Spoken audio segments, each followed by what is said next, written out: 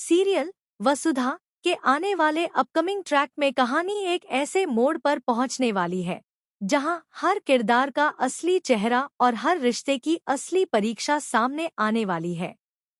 अविनाश, जो नंदिनी को बुरी नियत से नहीं बल्कि अपनी गलतफहमी के चलते किडनैप कर लाता है, जैसे ही उसे चौहान हाउस लेकर आता है वहां सबके होश उड़ जाते हैं। सब इस बात से हैरान हैं कि आखिर अविनाश ने ऐसा कदम क्यों उठाया, पर सबसे बड़ा झटका तब लगता है जब नंदिनी अपने ही किए वादे से पलट जाती है।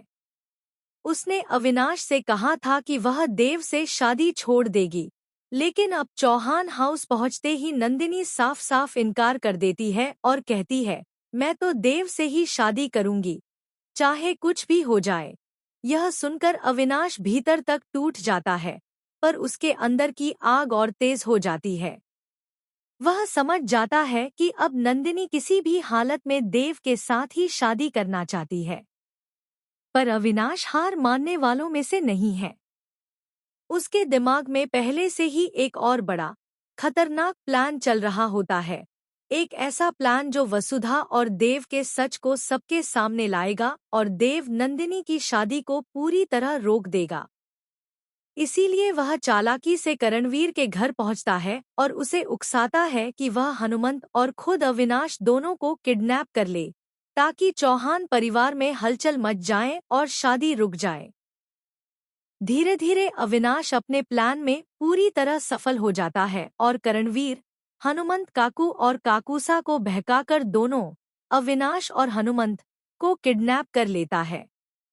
दोनों को एक ही डरावनी जगह पर बांधकर रखा जाता है, जहां अंधेरा, सन्नाटा और रहस्य खत्म होने का नाम नहीं लेता।